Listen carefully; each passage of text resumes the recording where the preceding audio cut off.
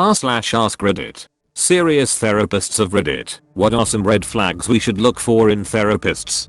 Please subscribe, leave a like, comment and share the video to help the channel. Not keeping professional boundaries, like sharing personal information about themselves. Giving you direct advice about a serious decision, like a breakup. Expressing their personal opinion strongly. Any sign of judging your decisions, opinions or feelings. Therapist checks for messages during session. Therapist pushes their own religious views on their client. It's a stupid mistake, but it's common. Therapist discloses content of the sessions to third parties. Exceptions to this rule are consultation, clinical supervision, when a therapist seeks a senior or colleagues for technical advice, or when patient's life is at risk. Therapist flirts with client. Edit for formatting and terminology. If they are distracted at all, check a text or email or anything during session. If they can get you in immediately, it may mean they don't have many clients. This could either mean they are very new or not a very good therapist. Could also mean they had a cancellation, so do some research. Any kind of flirtation, it does happen. Get out of there. Not helping you define goals to move forward. Some therapists are happy to take your money and just let you bitch about life for an hour, and while that might be a relief for you, it's only going to help long term if there are actionable steps taken that are agreed upon by you and your therapist. This is the work of therapy and most important, but also when many people drop out. Edit. Also, I see life coaches popping up on therapy resource pages. They are not trained professionals. Avoid. Second edit. Didn't expect such a response, but I'm glad for the open dialogue. A couple good points have been made. Definitely, being able to get you in right away doesn't always mean something negative. I probably should have left that out altogether. Certain therapists, usually dialectical behavioral therapists, do need to be available 24/7, so certainly they might check phone/email, but they should also be upfront with you about that aspect of their practice before you begin. And I'm sure life coaches can be helpful in some areas. My main issue is many are attempting to masquerade as therapists. The amount of hours of their training, 100 is what I read, does not compare to the schooling and the postgraduate hours. 2000. Others need to obtain full licensure to treat mental illness. With all of that said, this is a great discussion all around, so thank you to Op for beginning it. If they immediately try to present you with answers to all of your problems, not lead you to your own solutions, there is a major distinction there. If they work in a lot of things about themselves and their lives, I think there is a misconception that advice giving is what is most helpful. Therapists don't often give advice, but rather they offer alternative perspectives and create space for a collaborative approach to explore new ways of overcoming obstacles. We, as therapists, shouldn't ever assume we know what is best for a client to do. It is their life. If you have a therapist telling you what to do, I would have to assume there is a unhealthy power dynamic occurring which can have a variety of negative outcomes. Of course there is a time and place for advice, but usually that should come from a peer or family who are essentially at the same power level as you. Edit. It should be noted that suggestions, recommendations, etc. are totally fair game for a therapist to provide. The difference between this and giving as advice is that giving advice assumes you know what is best and you're telling them to do something specifically.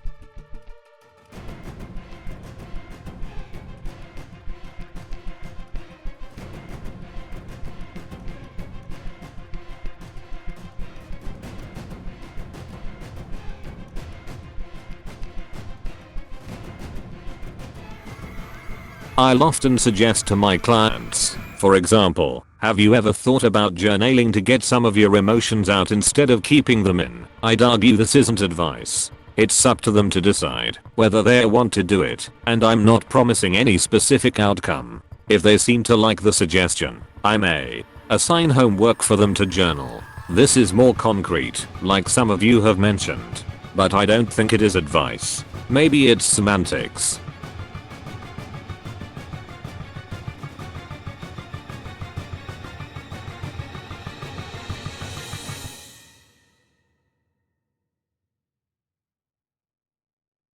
Also, every therapist has their own style and personality. It's not always going to be a good fit between client and therapist. Shopping around for a therapist should be encouraged if possible.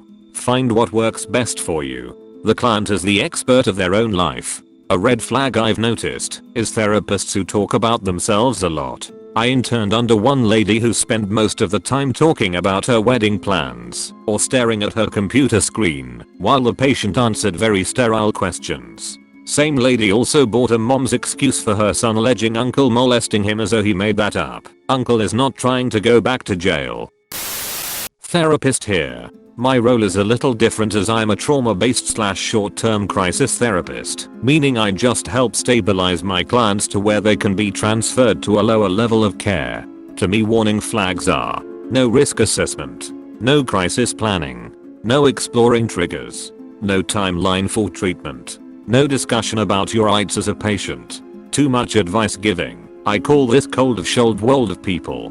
Also giving advice about anything outside of their scope of practice, medical treatment, religious practices, legal issues, etc. In family couples sessions especially, any therapist who acts like a referee to determine who is right or wrong.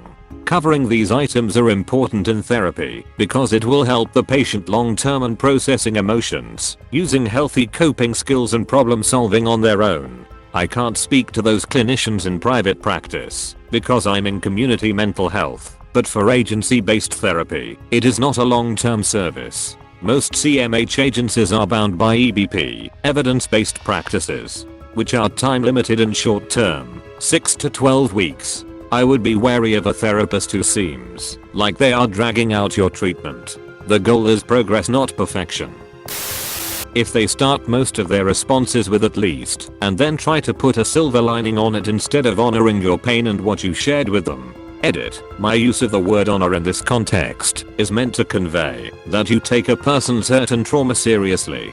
Don't diminish or downplay what someone went through or how it affected them. Instead, respect what they've been through and how they got through it so you can focus on healing. Edit 2. Thank you to the people that reminded me of Brené Brown's silver lining it talk. It is the perfect example, much better said, and even illustrated in an awesome YouTube video that helped me put this phenomenon into words. When your therapist is sure that you told them things you never did and hold those things against you. Had a psychiatrist like that once. Glad I got a new one.